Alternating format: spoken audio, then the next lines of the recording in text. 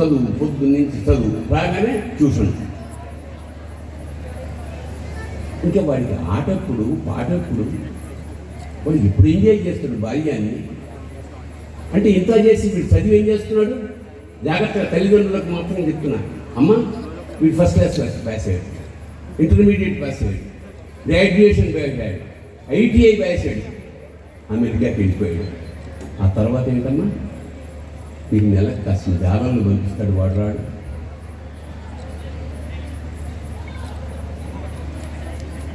ఒక human relationship cut అయిపోతుంది అక్కడ.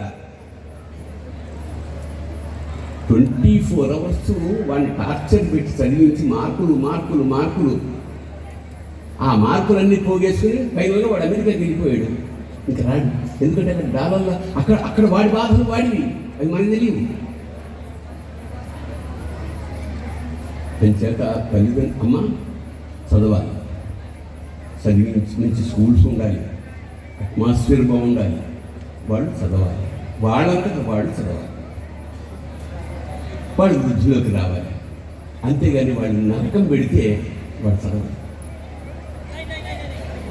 అంచేత దయచేసి పిల్లల్ని మార్పులు తయారు చేసే మిషన్లుగా వాళ్ళు తయారు చేయకండి.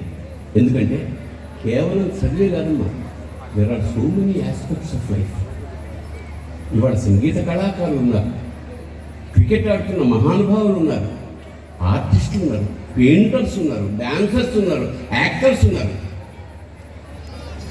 ఇంచేత ఈ పిల్లలకి చదువుతో పాటు ఒక సంగీతం, ఒక సాహిత్యం, ఒక కళ, ఒక ఆర్ట్ ఏదో నేర్పండి. నేను మా పూర్ణచంద్రకి చెప్తున్నాను, అది అవకాశం ఆల్రెడీ ఉంటే చెప్పలేను. స్టూడెంట్స్కి ఇలాంటి అవకాశం ఉందా ఇక్కడ?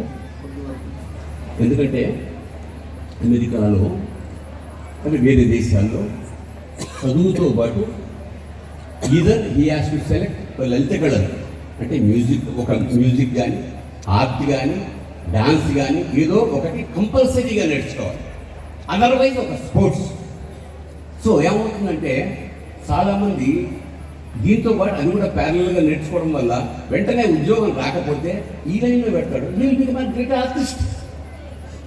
ఇవాళ ప్రపంచ ప్రఖ్యాతులైన వాళ్ళందరూ ఉద్యోగస్తులు కాదు కదా, కళాకారులు. ఇవాళ అమితాబ్ బచ్చన్ చాలామందికి తెలుసు, రజనీకాంత్ అందరికీ తెలుసు, బట్ గొప్ప వ్యాపారస్తులు చాలామంది తెలియకపోవచ్చు.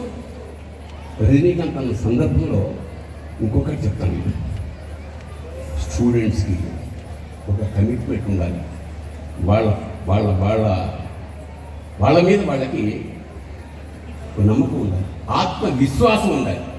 అందుకని తల్లిదండ్రులు ఏం చెప్తున్నానంటే, అమ్మ నాకు ఒక న్యూస్, ఒక తల్లి ఒక స్కూల్ నుంచి స్టూడెంట్స్ని వాడికి అబ్బాయిని తీసేసి వేరే స్కూల్లో జాయిన్ చేసిన తర్వాత ఆవిడ కంప్లైంట్ ఏమిటంటే, ఏమండి ఆ స్కూల్లో చేర్చినప్పుడు వాడికి 99 మార్క్స్ వచ్చాయి, ఎందుకు 100 రాలేదని చూస్తే వాళ్ళ దగ్గర టీవీ ఉంది, మీ దగ్గర కూడా టీవీ ఉంటే ఇక్కడ ఎందుకు చేర్చాలి నేను, వాడు 24 hours చదవాల్సిందే వాడు అని దెబ్బలాడుతుంది. 24 hours చదివితే వాడు ఏమవుతాడండి? రోబోట్ అవుతాడు, పిచ్చెక్కుతుంది. జ్ఞానం కూడా ఇప్పుడు ఒక కప్పు ఉందండి, ఖాళీ కప్పులో ఏమైనా పోసేయదు, అది నిండు కప్పులో ఏం పోస్తాం, నిండిపోయిన దాంట్లో ఏం పోస్తారు? పోయలేరు. అక్కడికి వెళ్ళిన వాళ్ళు తల్లిదండ్రుల పట్ల ఎంత క్రూరంగా, ఎంత ఘోరంగా ప్రవర్తిస్తున్నారో ఒక ఇన్సిడెంట్ చెప్తాను మీకు. చాగంటి కోటేశ్వరరావు గారు ఆయన ఉపన్యాసాల్లో తల్లిదండ్రుల్ని ఎంత గౌరవించుకోవాలి, ఎంత ప్రేమించాలి, వాడి రుణం తీర్చలేము అని పిల్లలకి బోధిస్తున్న క్రమంలో వృద్ధాశ్రమాల్లోంచి చాలామంది పిల్లలు వాళ్ళ తల్లిదండ్రుల్ని వెనక్కి తీసుకెళ్ళిపోయారు.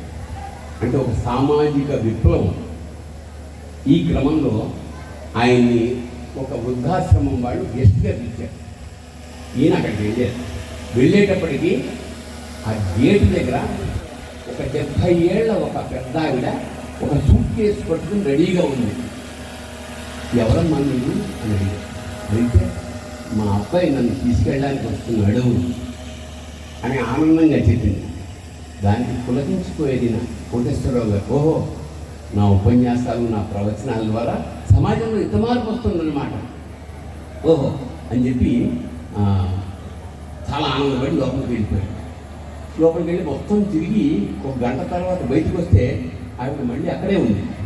అప్పుడు నిర్వాహకులు అడిగారట ఆయన, ఏమిటంటే అంటే వాడు అబ్బాయి వస్తాడు తీసుకెళ్ళి. లేదు సార్, 6 నెలల క్రితం అమెరికా నుంచి వాళ్ళ అబ్బాయి వచ్చాడు, వచ్చి అమ్మా దా నేను తీసుకెళ్తా అని సూట్ కేసు సర్దించి తీసుకొచ్చి ఎక్కడ గుడి దగ్గర వదిలేసి ఇప్పుడే వస్తానని వెళ్ళిపోయాడు, ఇంతవరకు రాలేదు.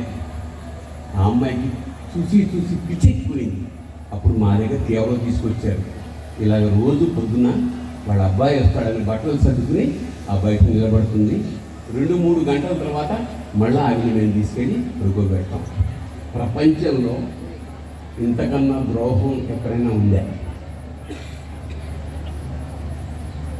అంటే బాగా చదువుకుని అమెరికాకు అందరూ ఇలా ఉంటారని, ప్రతి వాళ్ళు ఇలా చేస్తారని కదమ్మా, ఇలా చేసేవా దౌర్భాగ్యులు కూడా. దానికి కారణం ఎవరు? తల్లిదండ్రులే. దయచేసి పిల్లల్లో వేరే ఆస్పెక్ట్స్ కూడా చూడండి. బొమ్మలు వేస్తున్నాడు అనుకోండి, వాడికి ఇటువైపు ఆసక్తి ఉన్నా ఉందేమో ఆ బొమ్మల మీద ప్రవేశపెట్టండి. సంగీతం పాడుతున్నాడు అనుకో, వాడికి ఏమన్నా పాటలు ఏమన్నా సరదా ఉందేమో. ఎందుకంటే ఈమె బికమ్ బాలసుబ్రహ్మణ్యం, నెక్స్ట్ సిద్ధు శ్రీరామని ఉన్నాడు, విదేశాల్లో ఉన్నాడు. వాడు పాటకి 6 లక్షలు తీసుకుంటాడమ్మా. ఇక్కడ రాడు, ఇక్కడి నుంచి ఫోన్ చేసి మనం ట్యూన్ చెప్పి పాట పంపిస్తే ఇంగ్లీష్లో దాన్ని తెలుగులోకి మార్చుకుని పంపిస్తే అది రిహార్సల్ చేసి ఒకసారి పాడి వినిపిస్తాడు, రెండోసారి దాన్ని సీడీ చేసి పంపించేస్తాడు. పాటకి 6 లక్షల రూపాయలు తీసుకుంటాడు. అది నిజే కదా. అని చేత అమ్మ ఎవరికైనా, అంటే అమ్మ అని ఎందుకుంటున్నానంటే 24 అవర్స్ ఇంట్లో పిల్లల్ని జాగ్రత్తగా తండ్రి బయట తిరుగుతుంటాడు. నాన్న ఎప్పుడో ఎలాగా వెనకబడ్డాడు, కానీ తల్లి బాధ్యత. అని చేత ఇందాక పిల్లలకు చెప్పాను, ఇప్పుడు తల్లిదండ్రులు చెప్తున్నాను, నెక్స్ట్ గురువులు.